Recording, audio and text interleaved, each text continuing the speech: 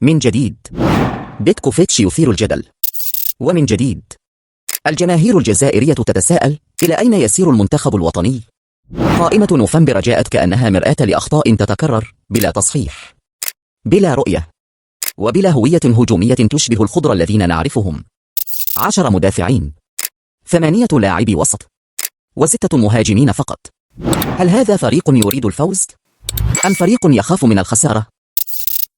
منذ التربص الأول رفع بيتكوفيتش الشعار الأمان أولا، لكن الأمان المبالغ فيه أصبح خوفا قاتلا يدفن طابع المنتخب الهجومي الذي عشقه الجزائريون لعقود. المدرب الذي جاء ليعيد بناء الفريق صار يعيد بناء الحائط الدفاعي فقط. أما روح الهجوم والجرأة التي ميزت الخضر منذ 2014 فقد صارت ذكرى تروى.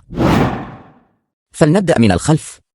الدفاع، من مندي إلى بلعيد، ومن بن سبعيني إلى بن قارة، ومن حجام إلى أتنوري ودورفال. خط مضخم بالأسماء لكنه فقير في التنوع. كلهم يشبهون بعضهم لا فرق في الأسلوب ولا في الخصائص. 10 مدافعين. أين المنطق؟ هل نواجه البرازيل؟ أم نخاف من زيمبابوي والسعودية؟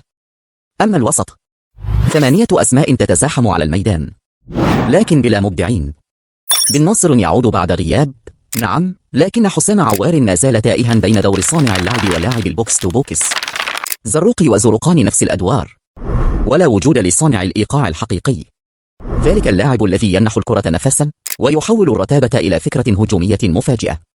بيتكوفيتش لم يجد التوليفة بعد، أو ربما لم يجربها بصدق، أو ربما لم يعطي الفرصة كاملة لإبراهيم مازا الذي يمتلك هذه الخصائص. أما الهجوم فهنا تبدأ الحكاية الحزينة. 6 مهاجمين فقط، 3 منهم في نفس الرواق، محرز، قبال، حج موسى.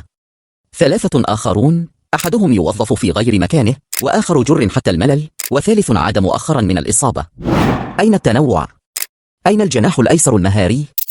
أين اللاعب الذي يكسر الخطوط؟ بيتكوفيتش يبدو وكأنه يريد فريقا لا يخسر أكثر من رغبته في فريق يفوز. ووسط كل هذا هناك أسماء كانت تستحق الوجود لكنها غابت كأنها لا ترى.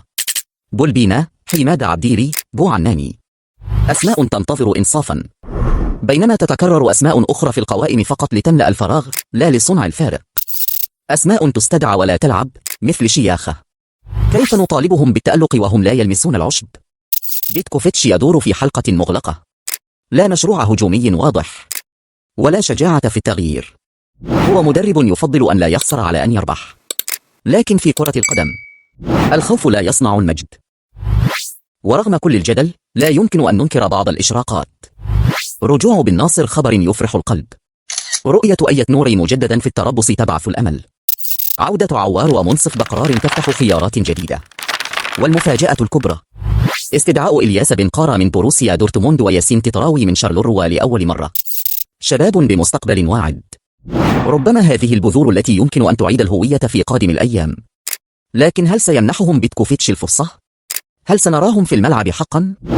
أم ستكون مجرد مشاركة رمزية لتهدئة الإعلام والجماهير؟ الجماهير الجزائرية اليوم لا تطلب المستحيل، هي لا تطلب الفوز بكل المباريات، بل تطلب فقط أن ترى هوية الخضر من جديد. فريق يهاجم بشجاعة، يلعب من القلب، يقاتل على الميدان ويسقط خصومه بلمسة فنية وجرأة تشبه الجزائريين. بيتكوفيتش، الكرة الآن في ملعبك. الوقت يمر والفرص تتناقص. أن تملك جيلا جديدا جائعا للمجد، لكن الجوع لا يكفي إن لم يكن هناك من يفتح له الباب. الجزائر ما زالت تملك كل المقومات لتعود وتسطع من جديد. مواهب في أوروبا، وشبان يصنعون أسماءهم في أقوى الدوريات، وجمهور لا يتخلى عن المنتخب حتى في أحلك الليالي. ما ينقص فقط هو مدرب يؤمن بأن الهجوم ليس مخاطرة، بل هو هوية، وبأن الشجاعة لا تعني التهور بل بداية المجد. كرة القدم لا ترحم من يتردد، والتاريخ لا يكتب أسماء من لعبوا بأمان، بل من خاضوا المعركة بروح المنتصر.